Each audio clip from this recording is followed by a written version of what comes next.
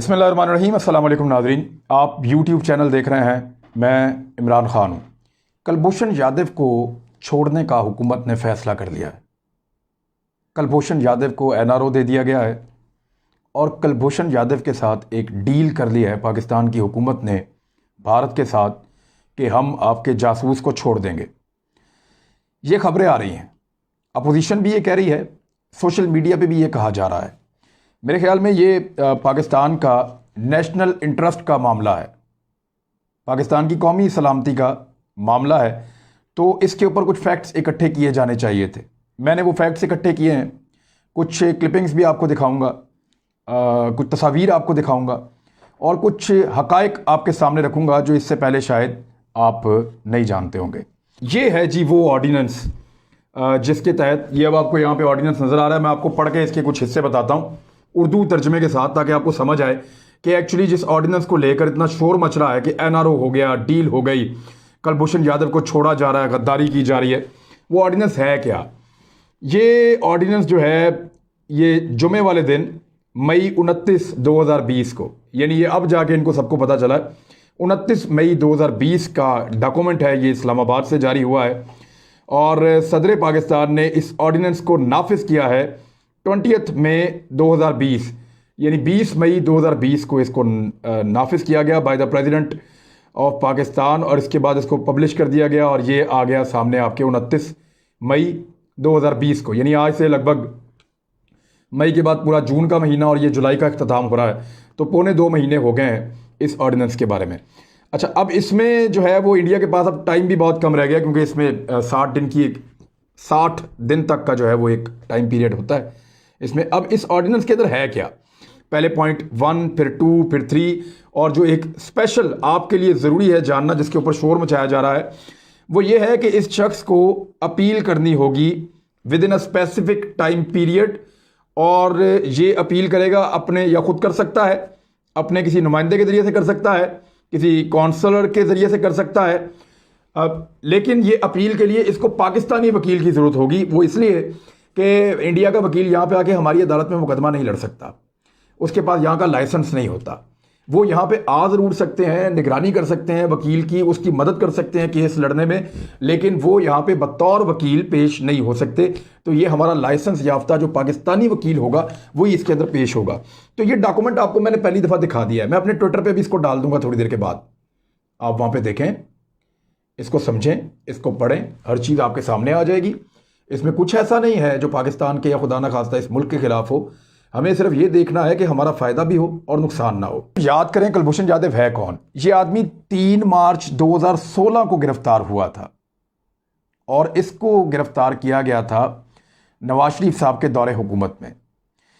उस वक्त हमें फ़ौज ने यह बताया था, पाकिस्तानी फ़ौज ने और पाकिस्तान के इदारों ने हमें यह बताया कि ये भारतीय जासूस है, उनका दहशतगर्द है और ये पाकिस्तान को सबोटाज करने के लिए बलूचिस्तान में और कराची में और दीगर पाकिस्तान के हिस्सों में दहशतगर्दों को सपोर्ट करता रहा है और इसने बहुत ज़्यादा खून रेजी पाकिस्तान में करवाई है और पाकिस्तानी रियासत के ख़िलाफ़ ये ग्रुप्स को बना के उनको सपोर्ट देता था। बहुत तेज़ आदमी था।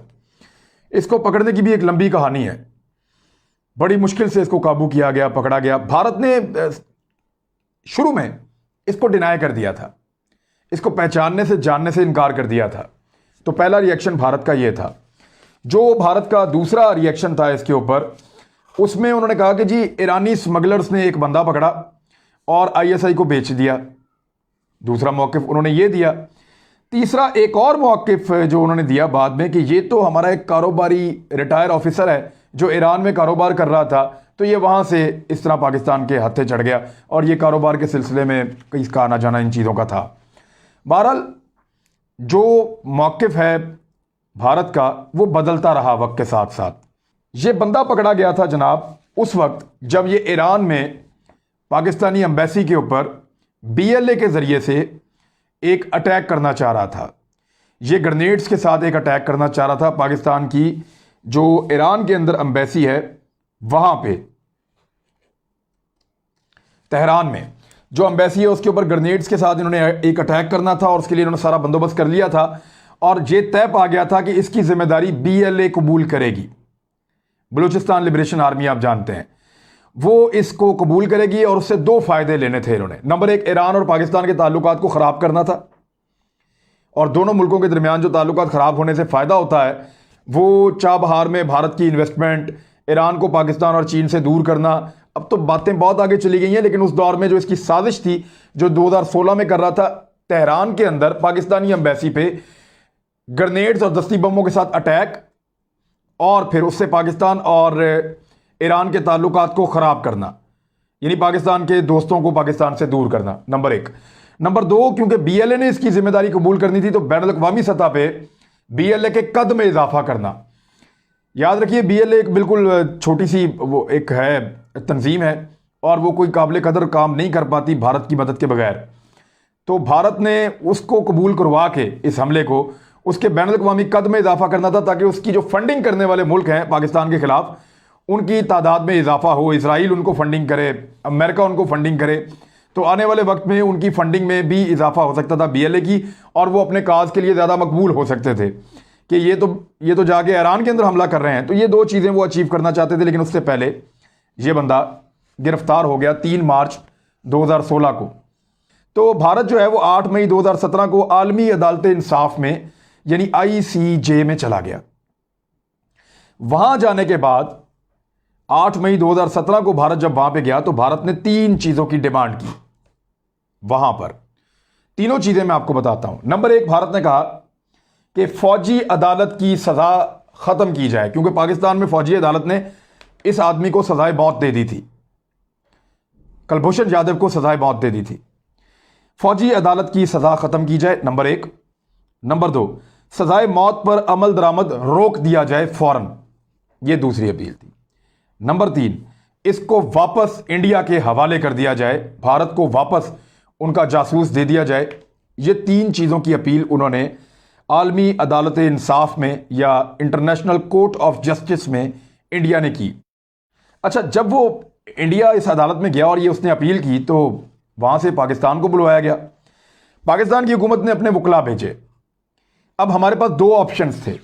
2 ऑप्शंस कौन कौन से थे मैं आपके सामने रखता हूं। या तो हम उस अदालत की जुरिस्डिक्शन को तस्लीम करें इस मामले में, या तस्लीम ना करें।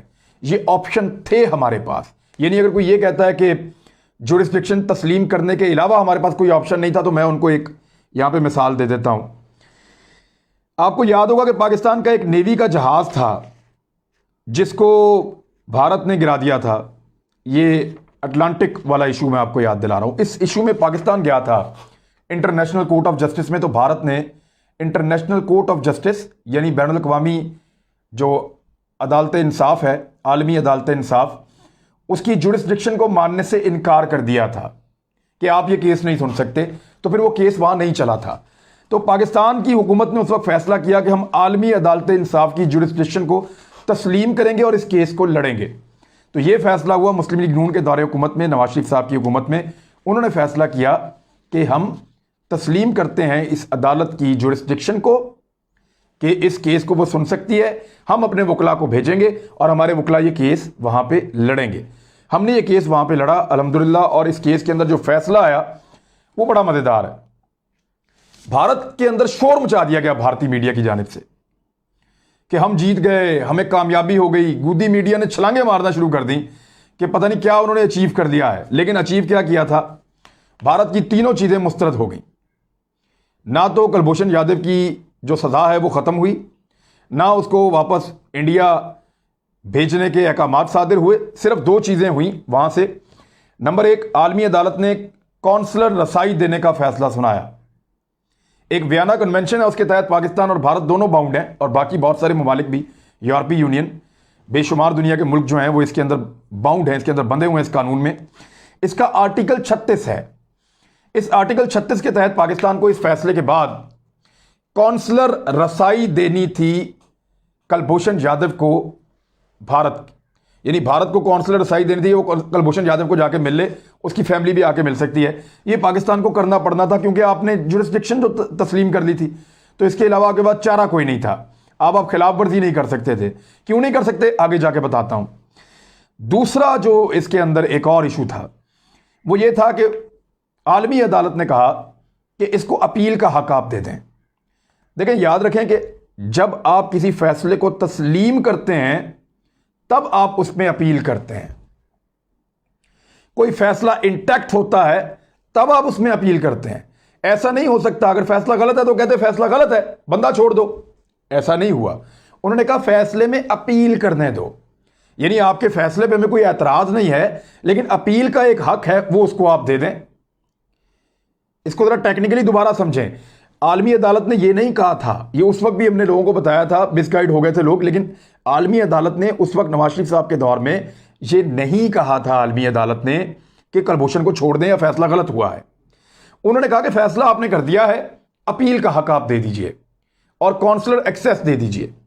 कुलभूषण यादव ने तो पहले कहा जी मैं मिलना ही नहीं चाहता कौंसल खाने के लोगों से। अपनी फैमिली को उसने कहा मेरे मुल्क ने मुझे डिसोन कर दिया है, मैं उनके लिए काम करता रहा हूं, ये क्या तरीका है। लेकिन बाद में फिर आहिस्ता आहिस्ता उसको कन्विंस किया गया, उसकी फैमिली को लाया गया, तो वो मामला आगे बढ़े। अब हुआ क्या,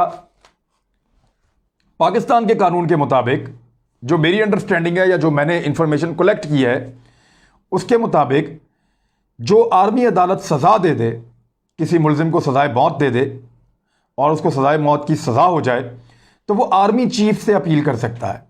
तो कुलभूषण यादव आर्मी चीफ से क्या अपील करेगा? उनके लोगों को मारा हुआ वो छोड़ेंगे थोड़ी, ये उनको भी पता है इंडिया को।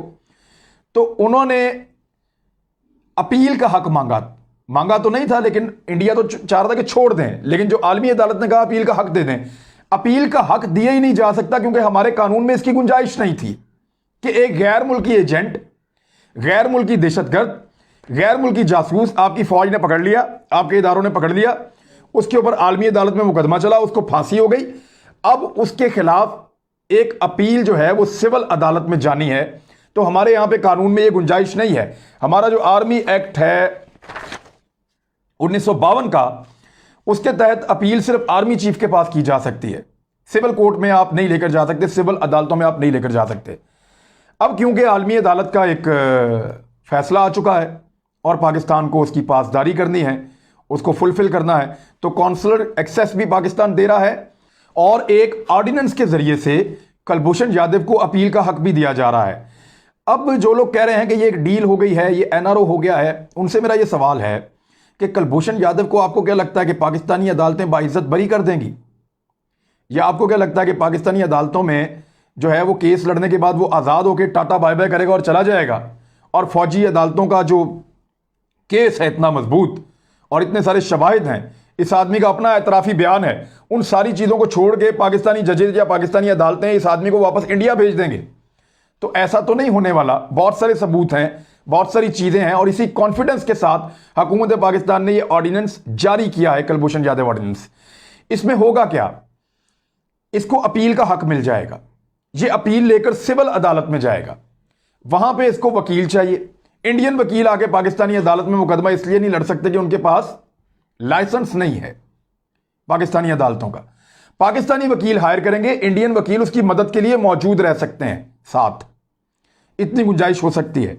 बहरहाल कुलभूषण यादव को लटकाने का पूरा बंदोबस्त पाकिस्तान ने किया हुआ है और उसको लटकना होगा। अब लटकाने के दो तरीके हैं, या तो आप डायरेक्ट उसको लटका दें। जब आप उसको डायरेक्ट लटकाएंगे तो इंडिया क्या करेगा? इंडिया खुश हो जाएगा, वो दुनिया में जाके शोर मचाएगा, देखें आलमी अदालत ने कहा था, उन्होंने बात ही नहीं सुनी, पाकिस्तान ने एक बेचारे मासूम आदमी को लटका दिया। इंडिया जो है वो पहले दिन से कह रहा था कि हमारा आदमी लटक जाएगा, ये देखें पाकिस्तान दहशतगर्दी करता है, जुल्म करता है, ये इंडिया कहेगा। लेकिन अगर हमने आलमी अदालत की बात मान के सिविल अदालत में अपील का हक देकर उसके बाद उसको फांसी दी और उसको लटका दिया, तो फिर इंडिया शोर नहीं मचा सकेगा। हम उसको फांसी दे रहे होंगे बैनुल अक़वामी कवानीन की पासदारी करते हुए। फिर जब वो मारा जाएगा या उसको फांसी मिलेगी तो वो भारत के साथ नत्थी होगा, जुड़ा हुआ होगा, समझिए इसको। कुलभूषण यादव को ऐसे भी फांसी दे सकते हैं, गोली भी मार सकते हैं सर में, लेकिन उससे इंडिया का मौक़िफ़ ठीक हो जाएगा और पाकिस्तान आलमी ताकतों के सामने या आलमी इदारों के सामने पाकिस्तान को जो है वो अच्छी नज़र से नहीं देखा जाएगा, बल्कि लॉ ब्रेकर के तौर पे याद रखा जाएगा।